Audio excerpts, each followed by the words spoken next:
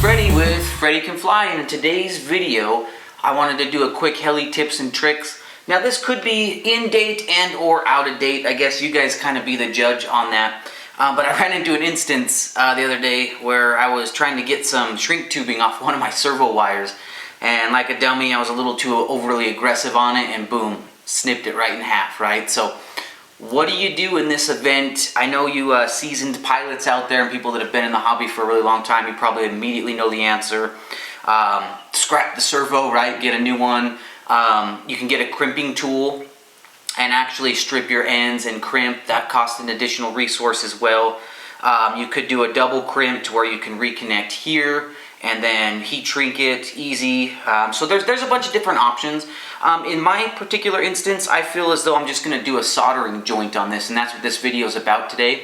So I wanted to show you guys how I would solder a servo if I were to accidentally cut it. That way it's gonna be the most reliable and dependent with the least amount of failure possible. Now please take in mind, yes, anytime you completely cut a servo wire like this, if you're not directly going off this end lead, you're creating another failure point. You know, it could pinch or move or anything like that. So as long as you solder correctly, and that's what we're going to go over here in just a moment, you should be fine. You should be able to save and salvage the servo. That way you don't have to spend that additional resource. Okay, so we'll try to make this quick and simple. For those of you that don't know how to solder or are new at it, I have an entire library section on soldering, Soldering 101, heat bridge. You'll hear me use that term quite a bit, and just things of that nature, but I'll try to still kind of retouch on everything. But so here we go, we've got our cut lead, and we're thinking to ourselves, oh man, I'm so upset right now. So we walked away and took a break, right? Took a big old breather. So we come back to the bench and we start asking ourselves, okay, what can we do? So I'm gonna do what I was taught when I used to do soldering for aircrafts, and I call it the fan soldering joint, where basically we're gonna fray our wires out, intertwine them individually. We've got 3 wires, and then we'll heat shrink them, make them safe, and then we'll do one final seal on the end.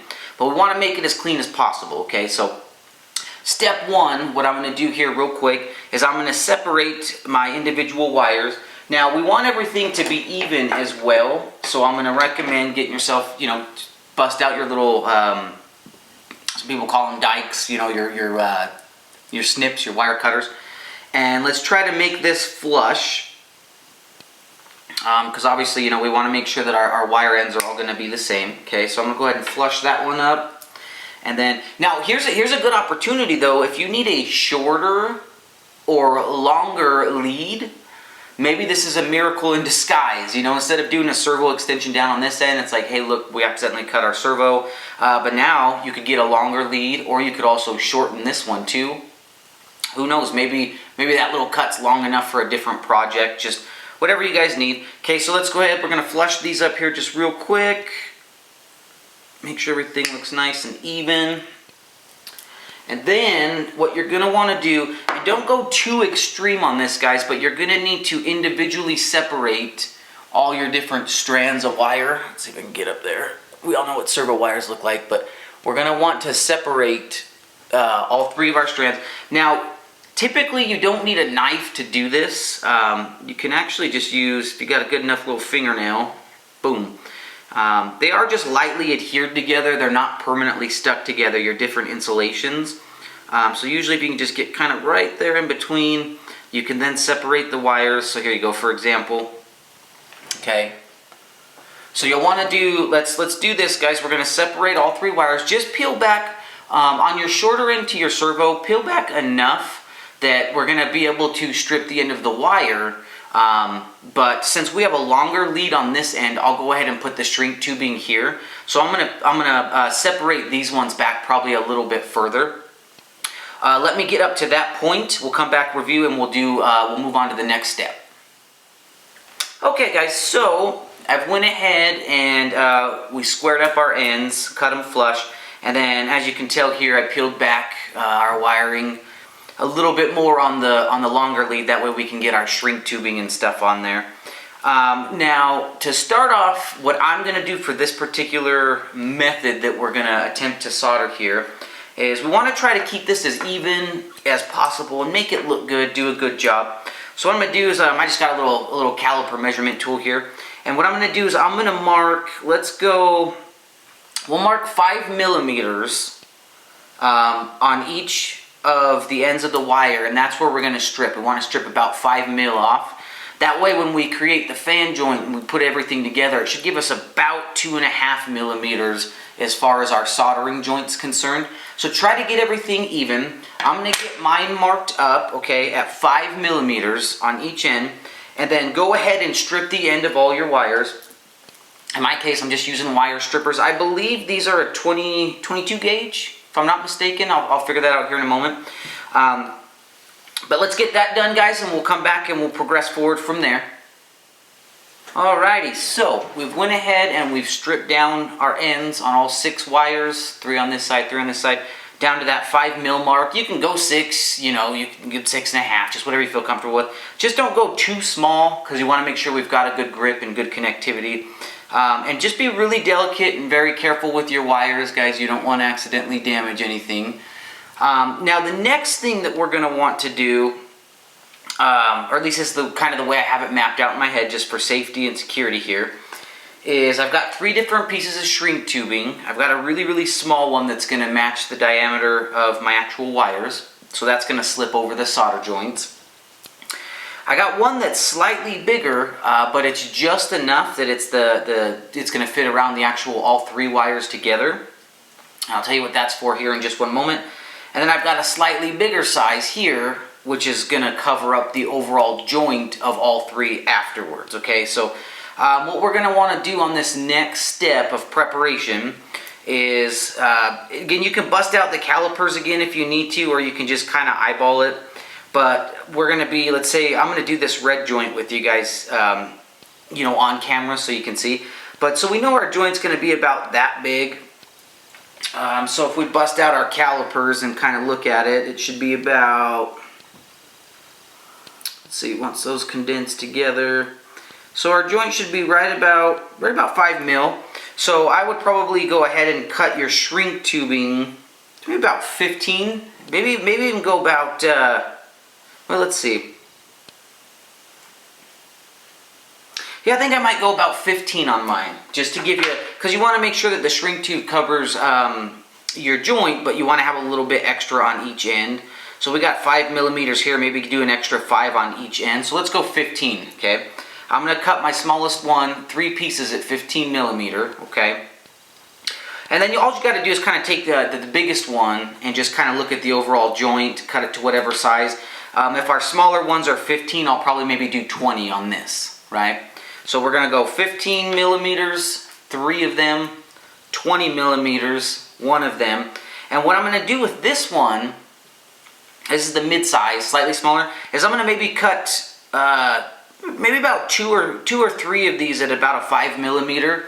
And I'm going to slide those on. That way, after all of our soldering's done and we've covered up and shrunk everything up here, we can actually shrink a couple of these spaced out on the wire, and that'll rejoin and kind of bring back the 3 different strands. That way they're not all separate, okay? So I know that's a lot of information. Let me go ahead and I'll do that part real quick. We'll come back and do a recap, and then we'll complete the solder joint. So, okay guys, so here we go. I'm going to go ahead and I'll kind of demonstrate for you what it is I was referring to in the previous segment here, okay? So we've got our larger size heat shrink to cover the joint. We have our 3 little guys here, and I know it's black on black, so hopefully you can see that.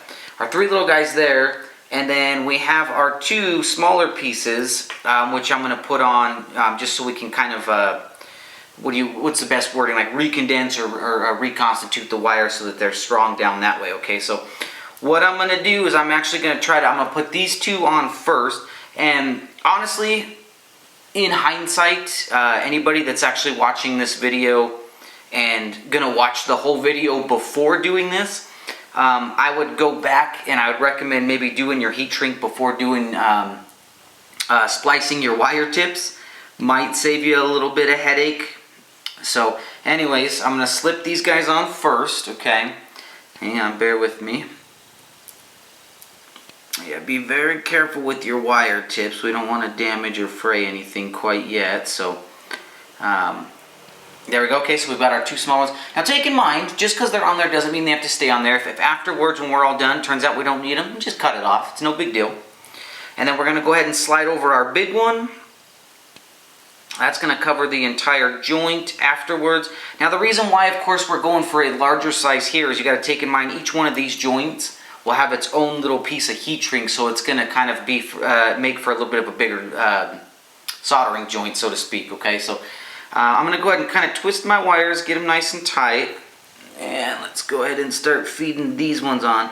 Now this is where it's going to get tricky and be very important, guys. When we solder this, if you're going to use this smaller heat shrink to really make a nice, tight, you know, professional, good-looking soldering joint, you got to make sure, and I'm going to try to demonstrate it for you, but you got to make sure you don't overpack or over solder your joints. A lot of people think there's got to be a ridiculously large amount of solder, otherwise the joint's not reliable. That is not true. It just has to be fastened, and essentially you just want to saturate all your wires so that the flow of electricity is consistent. But overpooling does absolutely nothing, and then we'd have to use a little bit of a larger heat shrink to accomplish that anyways. So here we go. We have our 3 smaller ones, our larger one to cover the slip joint there, and then a couple hanging off the back that will fasten down to reconstitute and kind of refreshen the wire. Okay, so since we are limited on time, I'm going to go ahead and I'm going to show you guys the fray joint or the fan joint, so to speak, and I'm going to just do the red one. So let's get a little bit of a closer look, and let's go ahead and get to soldering. Okay guys, so here's kind of what we're going to shoot for. Now I've got, like I said, I'm going to do the red connection with you guys, and then I'll complete the other 2 because it's going to be the same step repeated. Now, so what you want to do, make sure your hands are clean, you know, get rid of all the excessive oils or anything that might be on there. That's really important. But what we're going to want to do is take one end, and ever so gently, you want to kind of like untwist the wire a little bit, but what we're going to do is you're going to kind of fan it out as much as you can. Try to get like as many individual strands separated as possible, and just kind of be very delicate, be very gentle, since we're using such a small gauge wire. I mean, if this was a bigger job, or a bigger soldering joint, it wouldn't be as crucial. But since it's very, very fine wires, just be very careful and just kind of fan them all out in every direction possible, okay? It doesn't have to be perfect. I mean, don't spend 6 hours on it or anything like that, but just for example, if you can see, it's kind of, let's see, I'm not sure if it'll let you see that or not. There we go. See how it's kind of fanned out? So do that real quick on both ends, okay? Same thing, kind of unstraighten your wires a little bit, and then just ever so gently fan them out. And I'm sure you guys can already guess what's about to happen is we're gonna introduce or mate these 2 together, but we're gonna do it in a way where we try to interlock and weave as many of these fibers or these wires, so to speak, as humanly possible. That way, when we flow our solder into it using the heat bridge method, it's gonna connect everything as if it was never broken. Okay, so here we go. We've got our fan on both ends. Now what you're gonna want to do, and again guys, this is some small wires, so forgive me, it can get a little hard to film. I wish I had a little bit of a larger project to work on, but what we're gonna want to do is we're gonna connect these together, and really, like, don't be afraid, like get in there, butt them together, get them right at that 5mm mark. So this, the ends of this wire should touch that insulation, the ends of this wire should touch that insulation, okay? But get them together as much as you can. Really try to scrabble those wires together. Okay, I feel pretty good with that. Now once you have that, you can kind of release a little bit of pressure and then go ahead and pinch it down. And then at this point, if you'd like, you can kind of add a little bit of twisting in there. Try not to twist the actual, you know, the wire itself, because we don't want to add tension in between the 3 different strands. But just, you know what I mean? Just kind of really get all those wires loving each other is what we're shooting for. Okay. To me, that looks pretty good. So I'm going to leave that right there.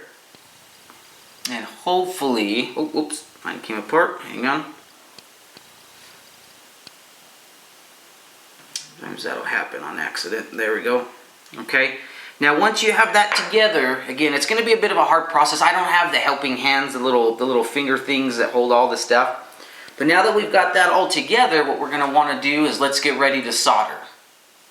Alrighty guys, we've got our joint ready. I'm going to highly recommend, of course, I mean if you're really skilled at soldering and you're not trying to make a how-to video, you could probably kill out all 3 of these at once. But for video purposes, I'm going to go ahead and just do the one. Now here's what we're shooting for. Again guys, we're not trying to oversaturate, okay? So what I'm going to do is I got my soldering gun, I cleaned my tip. Again, if you guys are familiar with the phrase heat bridge, liquid solder will instantly flow solid solder. So don't ever take a dry tip, a tip without solder on it, and press it to a joint and then start feeding in your solder. It's not going to work. It's not going to flow. So what we're going to do is we're going to create our heat bridge. The way we're going to do that is we're going to apply some liquid solder to our tip. And all we're going to do, and this is going to go quick, okay, so you guys got to be fast, is we're going to set our tip right underneath, give it like 3 seconds, and then we're going to flow from the top. As soon as you see the solder flow, let off, okay, and then we're going to be all done. So let's see if I can capture this for you appropriately, guys. Like I said, I know it's kind of it's a smaller joint, so I'm going to get some solder on here. Okay, got a pool, so to speak, and let's get some extra solder ready, and here we go. We're going to go on, get that heat bridge, flow our solder, let off. And there we go. That is a beauty. Now if for any reason you guys are feeling a little uncomfortable and maybe your solder joint doesn't look as nice as you want it to, in my case, I'm very happy with that, but I'm going to try to show this to you on camera without the risk of ruining my job here. But let's say we want to get just a little bit more, okay? Clean your tip. Always clean your tip in between joints, every time. So it's nice and shiny, everything looks good. We're going to re-pool. Now this time, you'll notice, as soon as I touch that wire with my liquid pool or my heat bridge, it's going to melt almost instantly, so be ready. This isn't something you can take your sweet time on, okay? So we want to get on. Let me get my solder ready here. Okay, we want to get on, let it flow, add a little bit more, jump off. Boom. Perfect joint, okay? So now that that's joined together, give it a few seconds, okay? Don't touch anything. Solder, as soon as it solidifies, it becomes very, very solid. Okay, so now that we've waited a few seconds, let's go ahead and let's inspect our joint. And if, let's see if I can get in a little bit closer for you guys here. How close can we get to where we'll focus? Come on, baby. There, guys. See about right there, okay? Hopefully,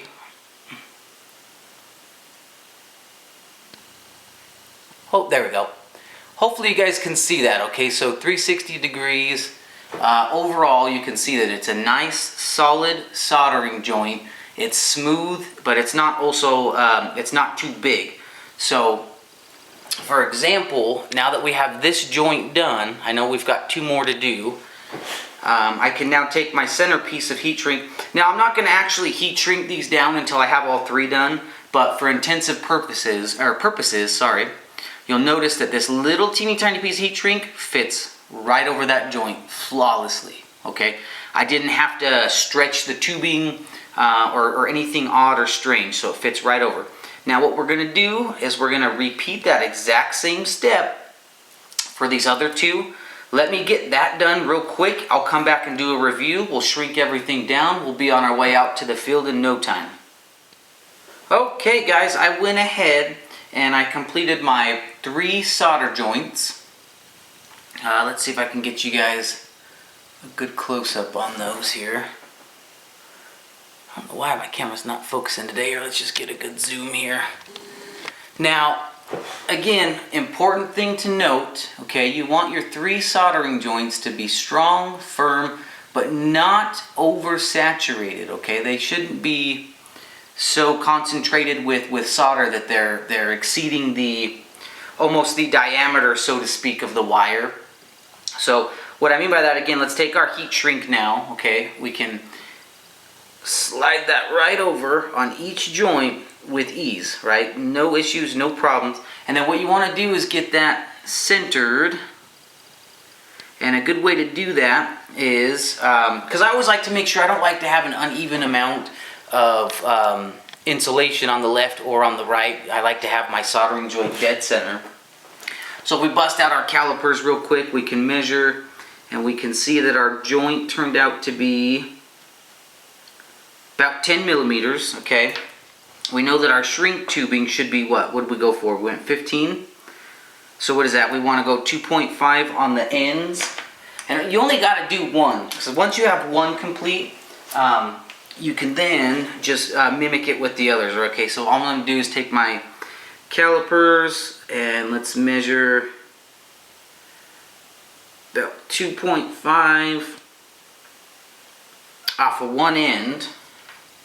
And that's going from the soldering joint to where the insulation starts, right? So now we know that we can slip this right over, go right to our mark, and boom. Okay, so we've got that. Let's grab our other one. And now we can kind of just match those up though. Like they don't have to be, you don't have to measure each one necessarily. So let's match that one up. Boom. We'll match this one up. Okay, and everything slid together perfectly just as I had planned. And that's the biggest part with soldering, guys. Make sure you got your game plan right.